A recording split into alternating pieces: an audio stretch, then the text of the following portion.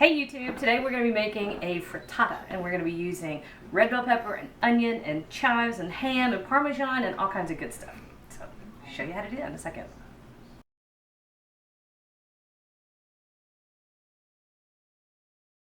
I love eggs. The kids love eggs. They're an incredible food. They're absolutely inexpensive. They're delicious, a great source of protein.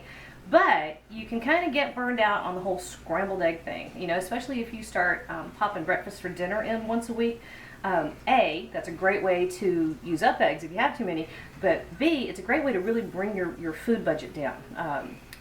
Don't really want to do the whole fried egg or scrambled egg or omelet thing. This is something that is super easy to do, but shakes it up a little bit, right?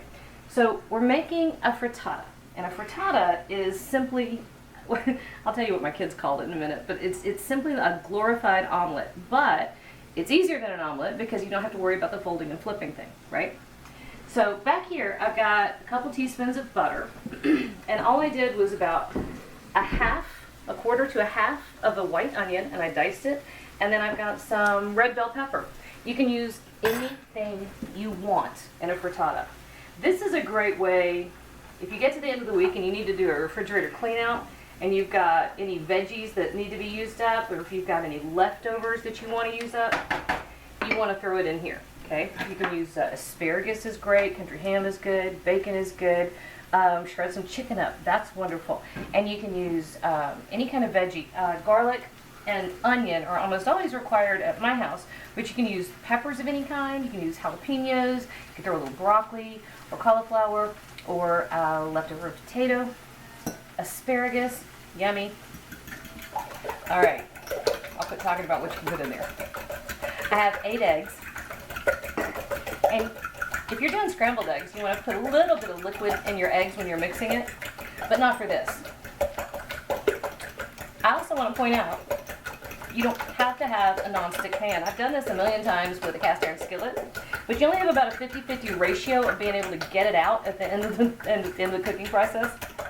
So I do have a non-stick pan. It's a non-stick omelet pan I bought for Boone, who is the omelet master at our house.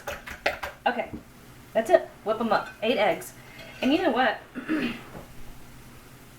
It's about just over a cup and a half of eggs. So if I use large eggs, so that's 8. But if you've got extra large or you've got small or medium, just over a cup and a half of eggs. That way you don't have to worry how many, just how much you end up with. That was about a teaspoon each of salt, pepper, and garlic powder. Don't use garlic, salt, because then you kind of lose control of how much salt you can add. And if you're using something like bacon or parmesan, or I've got a little bit of ham, those things are a little bit salty on, by themselves. So you want to watch your salt. Don't use garlic salt, you lose control. Just use the powder. It's cheaper anyway. Now this has only had a couple minutes. I'm doing that all day today. This has only had a couple of minutes. You just want to do it until your vegetables are fragrant. They're beginning to soften. And I don't know if you can see that. You see that little bit of golden we're starting to get? That's perfect. You're going to steam up the camera lens. That's perfect. And then once you've beaten up your eggs, right there on top of your veggies. Don't want to use a metal utensil on your nonstick. So get rid of that. Now if you're doing an omelet and you get it in the pan like this, a lot of times you'll want to ease up the edges to let the liquid egg run underneath. You can do that if you want to, it's not required. So I'm going to let that sit. Now, a little bit of leftover ham. It's my daughter's birthday, she wanted ham for dinner. I think that cracks me up. She's little, that's her favorite food. So I just diced up a little bit of the leftovers. Like I said, this is a great way to use up leftovers. Diced up a little bit of leftover ham, and that goes right on top. Parmesan cheese. How much is that? Is that about a quarter cup? I think it's about 4 ounces because I have a 2-ounce measure in the Parmesan, the vat of Parmesan I bought. And sprinkle that right over the top. break up your lumps. Or not. You don't have to. It's whatever you want to do. Here's the nice thing about this. We're going to let it go for a couple of minutes on the stovetop, just until the edges are nicely set. And I've got my oven over here set on broil. Ah, it smells so good. Final thing, about a tablespoon of fresh parsley. I grew this parsley out in my garden. It's about the only thing I managed to produce this year. That's not true. Almost, but not quite. I grew those chives. So fresh parsley over the top, and you can tell when it's beginning to set the way you want, because it starts, can you see right here where it's pulling away from the edge? That's how you know it's time. You know what? It's time to put it under the broiler, but I have to move the rack in the oven. So give me just a second, I'll move the rack and I'll be right back. Okay, sorry, I had to move my oven rack. So this is gonna go right here under the broiler. Also, make sure your pan is oven safe. You don't want to do this unless you have a pan specifically that is okay in the oven. Now, y'all can't see that, but I can. I need just a couple minutes. See, you don't want to get in my oven. I cleaned it, but I didn't really try hard. So don't shoot the inside of my oven. That's going to take a few minutes, and I'll be back and show you what it looks like when it's time to pop it out and cut it up and eat it. That's hot. Okay. Ready? Okay. Whew. Whew. All right, check that out. That took what, 4 minutes, maybe? And when it comes up, it's going to be puffed and golden. If you like it really soft, take it out a minute sooner. I happen to love that golden crunchy thing that happens with the cheese, and I love when an egg gets really nicely browned. I just like it. Now, to get it out of there, it's everything today to get it out of there. One of those days.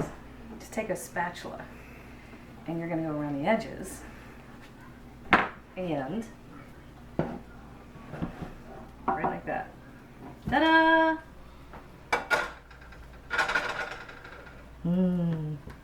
Wait. It smells good. That is the butter. I browned or didn't brown them. I sauteed the onion and pepper in. And then you cut it according to who you're gonna serve. This is kind of funny. My kids love this stuff. And I called it a frittata thinking, oh, they're gonna love the name because it's kind of fun to say frittata. But no, Boone promptly said that it was like a meatloaf but made with eggs, so my kids asked for egg loaf, which I think is the single most unappetizing name of any dish that's ever been on the history of the planet. Egg loaf. It sounds awful. See how nice that is? No? Yummy? Alright, I like to do it this way. Fresh chives, because chive and egg is gorgeous. And that right there is perfect with just a little green salad, or if you wanted some crunchy bread, that's just like yummy, yummy. One more and I'm gonna quit for the day. All right, let me get a fork. Hang on a second. Is there anything else I could drop or bang or throw on the floor? I don't know. Okay. Oh, yum. That's a perfect ratio right there. The nice egg and the filling and the ingredients and everything together. That's perfect.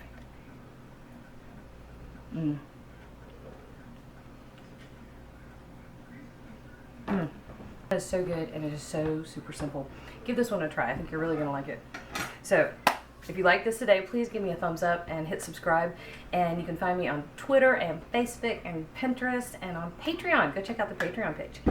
Got 2 books right now in the Amazon store, Happier Holidays and Ground Beef Recipes. So go check those out. They're pretty good, if I say so myself. And give this recipe a try. Super fast, economical, really delicious. You can't get any better than that. Yum.